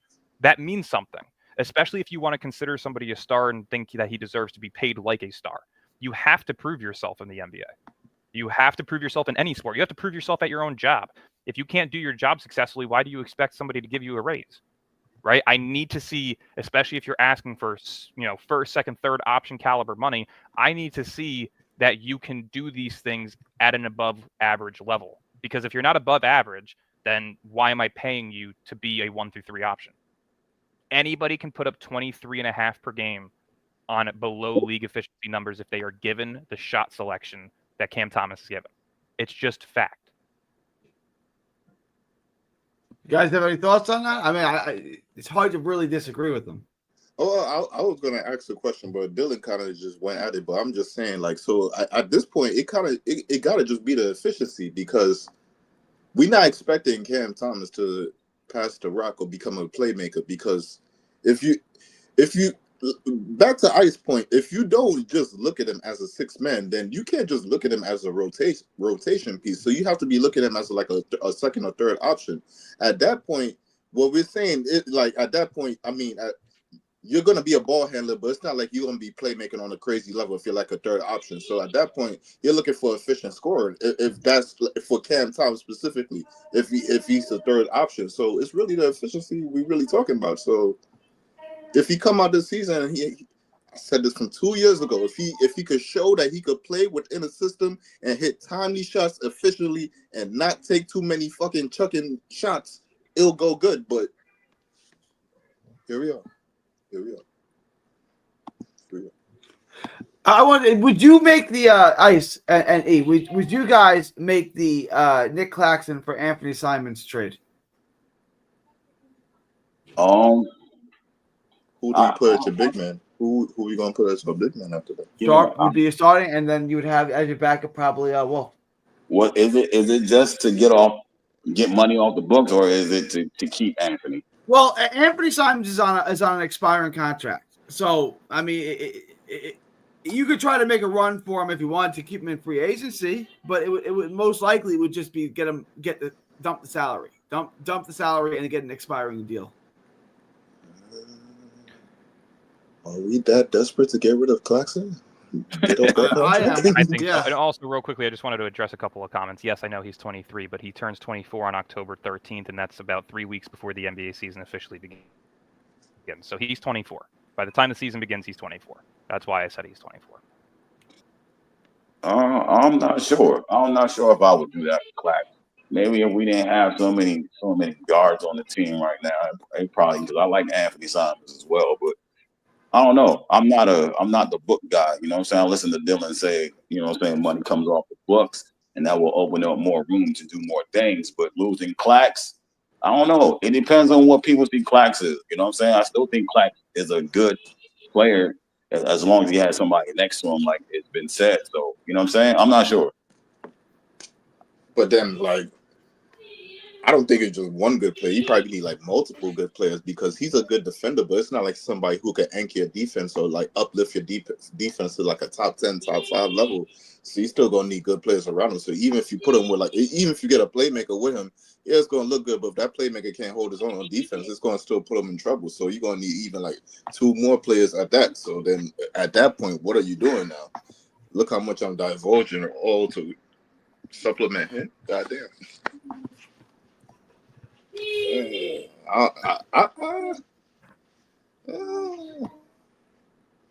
I want more than just Anthony Simons. Give me a pick with that shit. I need more. You're not getting a pick. Boston's going to ask for more. You're not getting any. You're not getting anything additional. I can tell you that right now. By the way, I was salary. So like, if I'm got the deal for you, like, just give me a pick with it. Get off the salary. You're not getting. Hold up. What deal we talking about? We're talking about the Simons trade for Claxton. I was going to say real quickly, I was just looking it up as well, because again, I'm a big numbers person. Out of 50 of the top shooting guards in the league, Cam Thomas ranked 31st in terms of true shooting percentage. I mean, it says rankings he's at 8, but if you calculate just the true shooting percentage itself, he's 31st. But you don't get to the line like that. That's why his true shooting percentage is kind of low. Yeah. Well, Dylan, one of the major stats that I thought you was gonna bring up, because you brought up his win percentage as a starter. Mm-hmm. I looked up his winning percentage as a bench player, and it's a whole lot better. Like Well, And yeah, I his mean, because there's certain games that he either A, wasn't playing, or B, coming in towards the end of the games when it was KD, Kyrie, and Harden. You know what I mean? Like the right. bench numbers, I don't really care about. If you're looking at his bench numbers from 2023 to now, maybe that's a different story because that's Yeah. something that you can maybe calculate a bit better. By 2023, half of the season he was a bench player, and after they traded KD and Kyrie, he was a starter. So I feel like Right. that you can maybe make the Yeah, debate I mean, for. well, yeah, But in terms of but his career, he was a bench player for majority of his I, career, playing next to but KD, Kyrie, and Harden. but I had to do my own math because I don't trust you can't trust YouTube all the time. But I had to Yeah. do my own math. So I did the math on the bench minutes that he got on minimum 25 minutes, even when he played with KD before KD got traded and after KD got traded, and his the win percentage is very very good. It's very very impressive. Whose win percentage is very good? Cam Thomas? Yeah, Cam Thomas, yes. His win percentage is extremely impressive. So I'm still confused though because again, I understand his win percentage being a bit higher just because he didn't play much on a winning team. no. But if This is 20. No. I'm talking about the trajectory is 25 minutes or more off the bench. That's the trajectory that I'm gauging on. So you how many times basically did he get 25 plus minutes off the bench? Yeah, 25 that's what I'm plus about to minutes. say. 25 How plus many Maybe minutes. like games? 10, 15 games? Yeah, No, that's what I'm about to say. over the course of the last over the course of his career, he got 25 plus minutes off the bench 76 times. 76? He's Yes. off the bench. I gotta confirm that because that sounds ridiculous. I mean, he hasn't even played over 65 games in any season besides one. You know what I mean? Like that's a Yeah, that's a Well, crazy I well, gotta number. well, well, double we check well on we that. got well the reason why you got to And count then the 25 plus minutes. Like yes we 25 would. plus minutes off the bench. I gotta I'm recount it. I double gotta checking on recount it myself, bro, because I did stat muse. I ain't gonna lie to you. Like stat muse, they calculate on their own, and sometimes they show you like the first 25 games, and they don't show you the rest. You gotta unlock the shit. So I gotta redo it and see if it was what they say it was. But Okay, so that's what they according to confirmed. Nets, so this is from Google. It's AI overview. According to Nets Daily, Cam Thomas has played in 15 games where he logged 25 or more minutes off the bench. In those games, he's averaged 26, 3 rebounds, and 2.6 assists, shooting 48% from the field, 50% from three, and 90% from the free throw line. Great efficiencies off the bench. The Nets had a 6-9 record in those games. So he's played So that's like career. yeah, that's career. 15 games Uh, off the bench with 25 or more minutes. That's why I was saying it sounded a bit unusual because Yeah, 76 because all it's right, games like and 25 he's plus playing stat minutes. so stat consecutively. muse so stat muse sent me on a whirlwind. Then I don't know Yeah. what that was. Okay, so I had to get confirmed because Wait, usually I off go the bench, 25 plus minutes, Yeah, okay. 76 I'm seeing games? where Leaf got confused because yeah.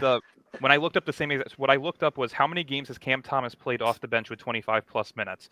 When you scroll down to the StatMuse link, it says Cam Thomas games where he plays over 25 minutes. So you're just talking all around games, including as a starter. Right. That's what it Yeah. was. Yeah, so that's why I got mixed up. I didn't put off the bench 25 minutes. They Okay. just put 25 plus minutes. Period. Yeah, no, that makes sense, and that's why I'm saying as a starter, he is 29 and 51 in his career. He was 7 and 15 or 7 and 16 this past season. You know what I mean? Like Okay. winning percentage as a starter, he's not there yet. Not saying that he can't be, but he's not, and that's again another reason why I'm very adamant on not paying him what he feels he's worth because he hasn't proven it. So okay. So the so you take the 15 bench games with 25 plus minutes, Mhm. right? And then you add that to all the other the games that he came off the bench.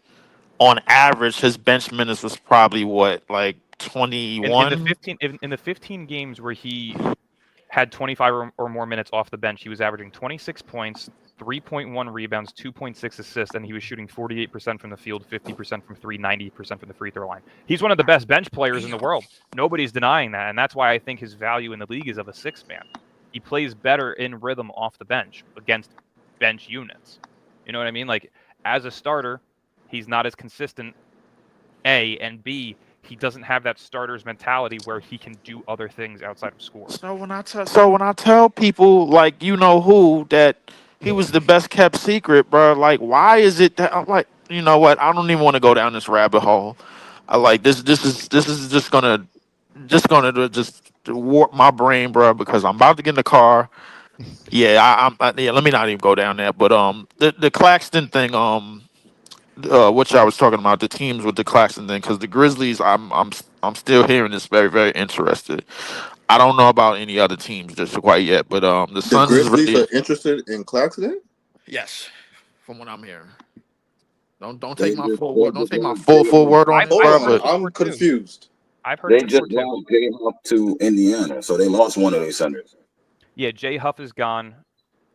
Jaren Jackson's hurt, but again, right, they were previously interested in Claxton during his unrestricted free agency year. They even offered him a contract. He didn't take that one, but he was willing to take the Detroit one, which is why he went back to Brooklyn and said, "This is the deal that Detroit's offering me. I'm about to take it. Can you match it?"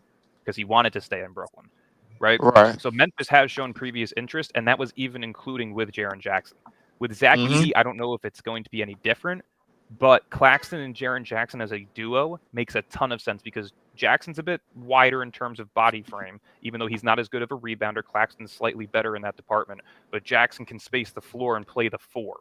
And I think Right. that's where that chemistry and continuity of wanting to put them together makes sense. So I would definitely say Claxton and Memphis has a couple of links, especially with his relationship with John Morant. That I know is confirmed because I've spoken to numerous people about that who have mentioned that John Morant wants to play with Nick Claxton at some point. They I grew up in kind South Carolina together. I kind of disagree because how I see their offense like flowing right now, how I see it going towards in the future, they're gonna want some stretch fives. They're gonna want somebody to stretch out the court how they playing. I mean, And I think that's they where got Jaren Jackson's utilized is as a stretch four. Yeah, Like he's been utilized as a stretch five, but he can't rebound but he the can't way that a rebound. five should be able to, right? Yeah. And you've seen Claxton play next to a Kevin Durant or a Blake Griffin where Like he actually yeah. looked good, or a LaMarcus Aldridge, where he's looked Or good defensively. James Harden. Like yeah, you seen the Claxton thrive with players that good off pick and roll and they can lob and Good off pick they and know how roll to in a stretch and they four play or a in the five. open but court. Memphis is not playing with the pick and roll no more. Like we saw how they playing from last season. They're going in that direction. They're not. They was one of the teams that didn't utilize the pick and roll too much in the Well, off. remember they They was got rid next of to Taylor Jenkins though. They have a I new mean, head coach. well, they and they no. brought in the guy They that had they trying to run their offense now. That same offense that Taylor Jenkins was fighting, they brought in the guy that's going to run it now. So that's what I'm Well, I saying. think they're going to finish the season with the same offense well, because it's well, kind of difficult mid-season to switch the whole format of a team, well, right? you got to remember last year they was running the pick and roll with Jenkins. That's why reason why John Morant was averaging 19 and 9. When they got off of Jenkins, then his points bumped up because they was running faster. The difference was, bro, like when they ran the pick and roll, they was able like they got a lot of creation because Zach Edey is 7'4", 3,000 pounds setting screens and niggas can't get by him. You But know what I'm maybe your saying? players are used to that play style and they really utilize it more. But if anything, you just need to hammer down the new play style. You need to get to them. But if anything, they just accustomed to the pick and roll. But if anything, you need to get them off that. We need a True. DHO option. True. I mean, well, I think they could get that, and I think they could get that if they run faster. So with Claxton, what they want to do is be faster. They want to be up more up the court, more faster, bro. Like and more up the court and more in space. They want to increase their fast breaks. Where they thrived at is when they were a great rebounding team, bro. Like when they switched from Steven Adams to Zach Edey, that did not change. They were still a top of the league rebounding team, even still. So I Also, and mean, I know Leaf has the fetish with Zach Edey, and all respect to you for sticking with that for the past 2 years. But the reason I think that Memphis would show interest in Claxton is because, again, this isn't hate, but Edey at 7'3", 7'4", not a lot of those guys built that way can play 20-plus minutes a night. It's just their bodies can't take it. So I don't even think Edey would be included in a package with Claxton. I think they would just utilize him as a backup big, which is not a bad career path for him if he wants to sustain a 10-plus year career in the league. So like if you're looking at Claxton going to Memphis, you have to think KCP is in there yeah, because he's making $21 million. because you make it 21 million. Yeah, maybe you can poach one of Gigi Jackson or Jalen Wells. Like that's a package that makes a lot of sense. Even if you can't get one of those young guys, you're getting KCP, whose deal matches up with Michael Porter Jr., so you're freeing up $62.5 million plus for the 2027 offseason, and you could probably get 2 first-round picks out of Memphis because they just got a boatload for for Desmond Bain. So Like, KCP there- deal there's is expiring. Then. yeah, there's a couple of KCP deals. is a I I think thought he was on a a player option. no. I think he had 2 it might be a player option. I'm pretty sure it's a 2-year currently because I It think might he be 2 signed with years left. I Orlando got to double before. check that. I Yeah, got to I'll double check. right now. Yeah, I'm pretty sure KCP signed a 3-year deal with what's their names? Yeah, KCP He has signed 2 with years left. Orlando. He signed a It's 2-year with Orlando, I think. Yeah, it's a It's player 3 years, option. 66. 3 years, 66. Yeah, Okay, so he got a player offer. he's got a Okay. player option in next year's free agency, not this year. Got you. So this would be year 2, and then he had a okay. Yeah, so he can opt out next offseason or opt in, which he'll likely opt in, which is fine. You have a $22 million expiring contract. That's Right. Fine.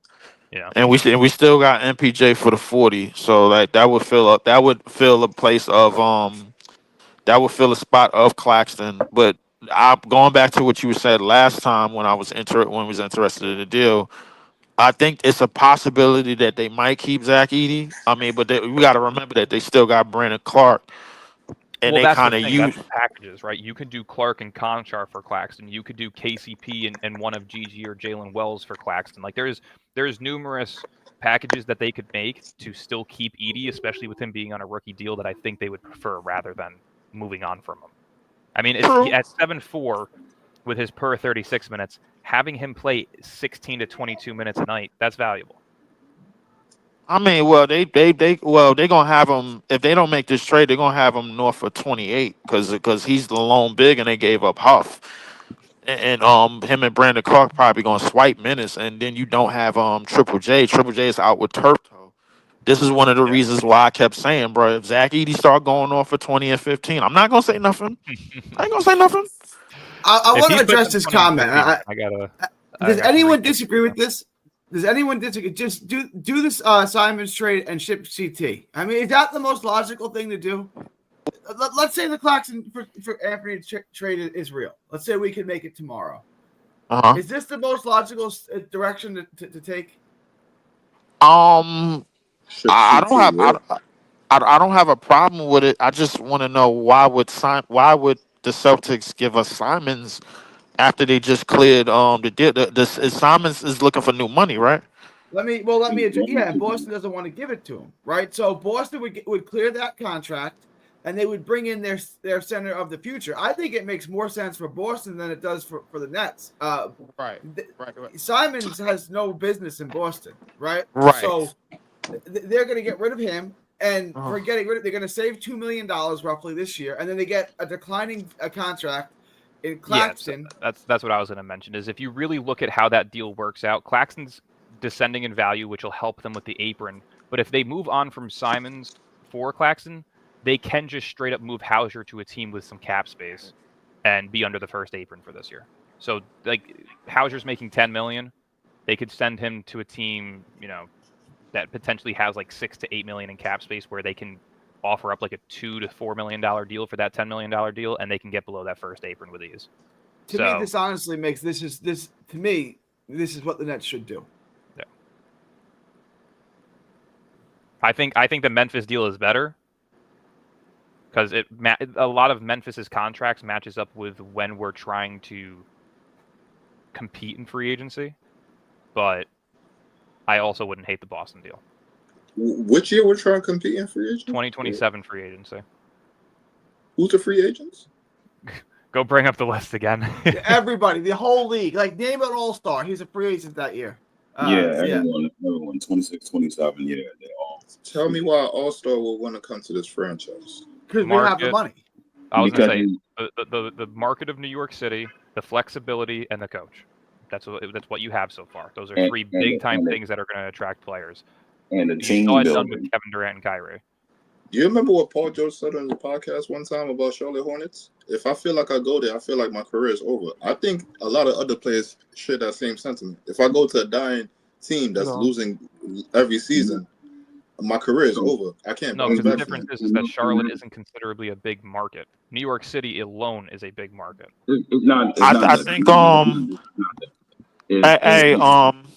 I think it's best. And now the Simons deal don't make too much sense for us. I agree with Gary on that aspect. The deal that made the most sense to me was probably the Ivy deal. I agree. I mean, but the thing is are they trying to spend cap space next year to bring back a guy like Ivy, or do they just want Simon's expiring deal so this way they can free up $27 million?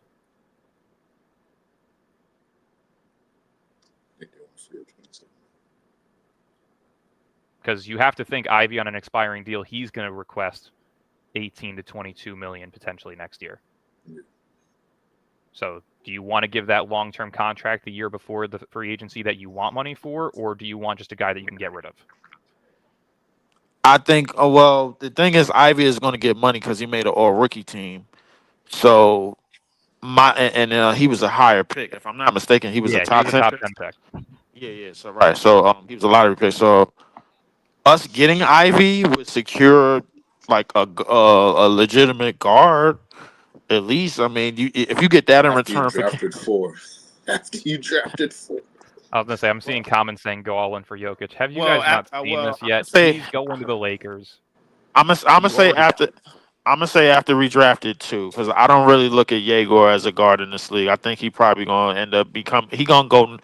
I think he's gonna go in the direction of I sort think of he's a going to be wing. looked at as a point forward. Yeah, I think he's gonna go in the direction of a wing. Danny Man, y'all Wolf. gotta pick one. Y'all keep on telling me something different every week, yo. Y'all gotta pick one, son. Like, No, is he gonna be the guard or a forward? no. I said wing. If he plays the point this year, I understand. He's 19 years old. I mean, he light in the ass, bro. Like, I mean, it is what it is. But he's gonna obviously he's probably gonna be in the weight room and get to a point where he can play the wing. You know what I'm saying? And he could be at a wing position. Now, in terms of Nolan Traore, bro, is already has elite speed at the one.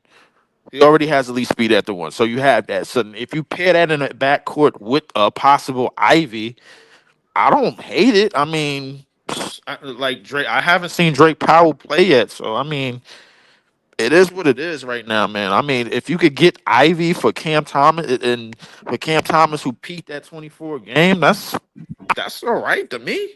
Well, you don't know if he peaked at 24.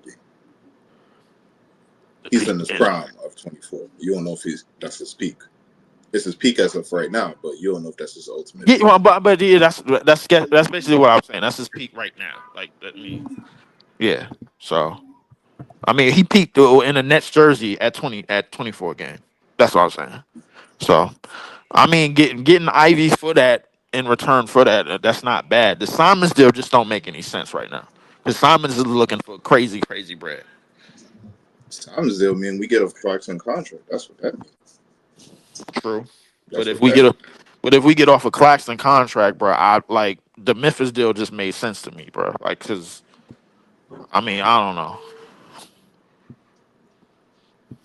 But I mean, if the Boston want Claxton, that's fine. I mean, from what I understand is that Boston is interested in Claxton. Like, this isn't like net fans stirring this up. Like, this is actually coming from the other side. Boston needs a big man. I don't know, who else is in the market. Like, who else could they get? This makes sense for them.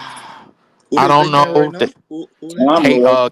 Probably Cater because they dropped Porzingis. Yeah, because they got rid of Luke Cornett. Yeah, they dropped Porzingis. Cornett signed with the Spurs.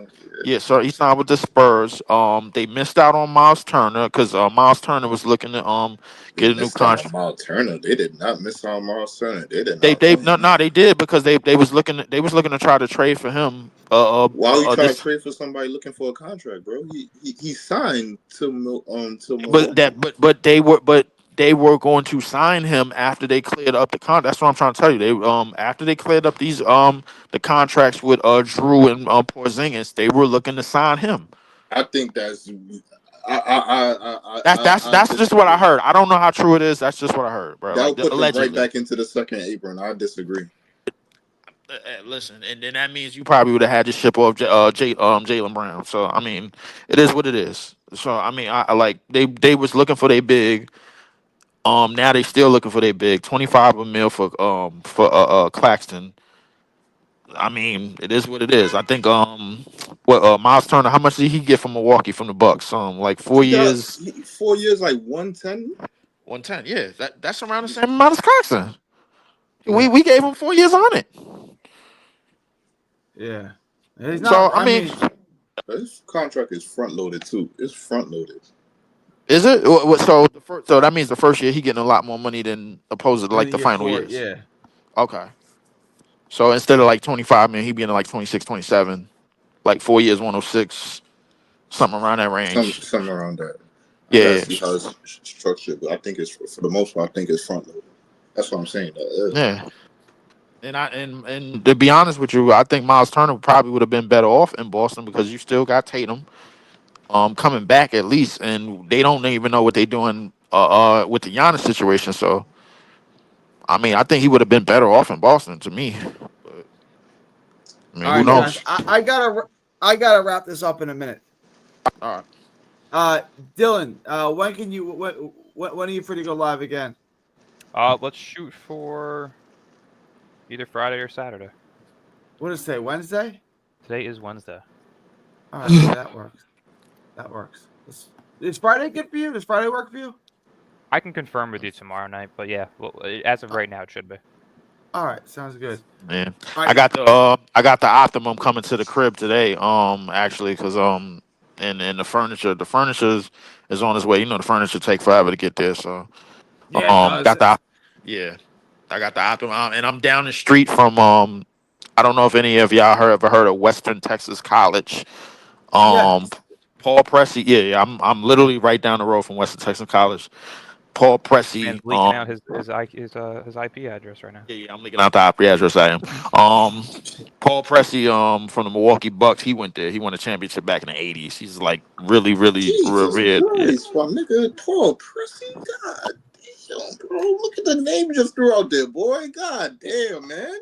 The fact that you know who Paul Pressey is it means a lot to me, bro. Like, I appreciate it. I'm 41. I remember Paul Pressey. Yeah, Couldn't even Paul tell you who Pressey. that is.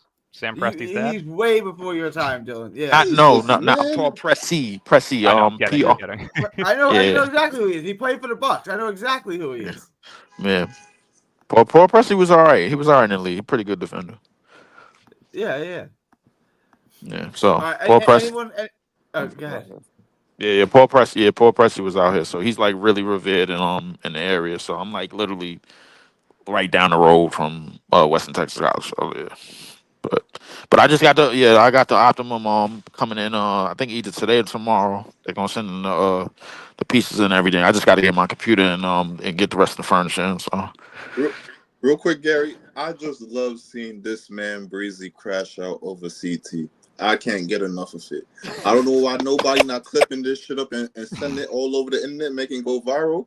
But everybody needs to start doing it, man. I'm telling you, like, I don't think y'all listen, can appreciate how I funny love it is. Breeze, but this is becoming a sickness. I'm convinced. it is. I will never It is. I will never love a player more than my team. And if I don't think a player is of value to be on this team long term, I will never switch that stance, no matter how much. Listen, my favorite. Hold on. I'm never gonna forgive none of y'all, bro, because I had a debate with this man, and I told y'all what's going on right now, and all of y'all sided with Breezy for some reason. I did not. Now I did not. in the future, I did and now not. it sounds I like did he not. sided with me, but I had a debate with him. I remember everybody that was on that panel. No way, bro. Y'all all Easy. went with this man. Now it's Easy. I saw the sickness. Like, yo, what the hell is going on? Easy. You saw the sickness, but I saw. Let's acknowledge that I saw the sickness long before that. I saw because remember, bro, like when I came into the page, this is literally on the eve, like on the post interest of the 40-point games that he posted before the Kevin Durant deal was finalized. I knew right away what type of obsession that he had with Cam Thomas. I knew it. I didn't mind it at first because we was in the middle of the season and then we got Mikal and CJ and then he wanted them to be that da da da da da. Da. Cam Thomas wasn't even in the equation then. When Cam Thomas started putting up more games and this, that, the third, I started to realize the obsession then. So I always challenge that. Always. Because Cam Thomas and a lot of times was put before the Brooklyn Nets. At least in Breezy's eyes. And I had to remember, I'm like, I'm not doing this. Because one of my favorite players was Vince Carter all time. And I had to realize I stamp my flag in black and white, not in 24. That's what I stamp my flag in. I'm pretty sure Dylan still feels the same. I'm pretty sure Gary feels the same. I stamp my flag in black and white, not in 24, not in numbers. Oh, I don't even stamp it on color. I just stamp it on the 4-letter word in the front. Oh, Whether it's hey, Jersey or Brooklyn, it's still the Nets. yeah, true. Every name on that back jersey that I own is not on the team anymore. I'm just I, happy we can It's my acknowledge opinion. I don't even get names on my back anymore, man. Just give me the I know I logo gotta and get a keep it custom moving. Nets press jersey and call it a day. Can't Nah, do this shit. I never mind a jersey. Just give me a logo. Give me a black shirt, logo on the front, stamp it. That's it. I'm ready to go. I'm just happy we can acknowledge the sickness. Some of us We're was here on for it you, before Breeze. We others. love you, Breeze. We are not here for you. I am not here for you. I'm tired of He this said, shit "I'm right not here here. for you." I am Crazy. He said, it's "I'm just so not funny here when he for you." crashes out, but I've been tired of this shit for a long time. Like a part of me, I'm not gonna lie to you, a part of me feels good He that said, Breezy "I'm is not going here through for this you." shit because I am tired of this shit. Bro, like this is on the level of Leaf on Zach Edey, bro. It is. Oh, no. I was just gonna make that comparison. Yeah, I It know. might be even worse because I'll see like you later. Leaf will listen to some reason. This man not listening to no reason at all, yo. I mean, No, man. but part of my Zach Edey take, bro, like it's just me giving him my hypothesis of what he could become, and Breeze does the same. But sometimes it goes It gets you extreme. basically you toe the line of optimism and delusion very very thick, bro. Like what I It's do. beyond that, bro. The man start flinging his hands and start hitting everybody, bro. Bro, this is entertaining, but this is unbelievable at the same time. I never seen It is somebody a sickness. crash out like this, yo. Like It he is just a start hitting sickness. everybody All like right, out of nowhere. I need to wrap this, guys. I need to wrap this. I got I'm to sorry, wrap Jared. I'm this. sorry, but No, it's all good. It's all good. We'll be back Friday, most likely. Easy. We're gonna talk about this more. I got 2 days off, bro, so I gotta move stuff in. And yeah, we gonna talk about this. You got any furniture in the crib, or you got a blow up mattress on the floor? How you living? I don't even have a blow up mattress on the floor, bro. You I have sleeping on a hardwood? no. I'm not sleeping on. I'm sleeping on. I was sleeping in my girlfriend's sister's house. She had the bed, Okay. and Nice. we didn't even move stuff in. We just got the keys 2 days ago Yeah. to the house in the mailbox. I doubled up the keys. I gave one to her daughter, and we gonna move the furniture in first, and then we're gonna move all the clothes in and all the other stuff. That way we can sleep the Yeah. night one. So that way, because we don't got gates. It ain't New York, bro. We don't got gates on the windows like in New York, so nobody else Yeah. take the shit. So we're gonna sleep. And when we move everything in, that's when we gonna move in. Yeah. You don't So need gates on your door. You don't need to call 911. Just get yourself a gun. Leave. You'll never have any issues. I gotta get I gotta get the Texas license first, man, before I get that. Because I'm not. You gotta get the Texas license first. First thing you do is you go down to your local your arms dealer, and you go get yourself a gun. We don't dial 911 in Texas. We take care of it ourselves. All right. Okay. All right. Say less, man. Shit, you hear that advice, Leaf? You hear that advice, Leaf? That means that everybody else is running with that advice. So keep that in mind too. I am gonna keep that in mind. Absolutely, under no circumstance, road rage. We don't beep horns like we're in New York because the person behind you is well armed. All right, so yeah. We definitely don't. Yeah, no they definitely don't do horns. road rage here. Yeah, we don't. No road don't. rage. I don't want to see that No. happen. No. I didn't even do that in New York, bro. Like because cool. because in New York, you wouldn't believe how many people got ran off the FDR, bro. Like I'm not gonna lie to you, bro. Like it was chases. Easy know what I'm talking about, bro. Like listen, people got ran off the FDR, people got ran off the BQE, people got ran off the Bell Parkway. It is not a game. They don't give a damn about the police. They'll get at them too. So it is what it is. But easy. Yeah, we gonna talk more about this obsession shit. I got a drop. Y'all All be good. July 30th. Right, It's almost August. July 30th, 2025, from Texas to the world. Thank y'all, and God bless. Later.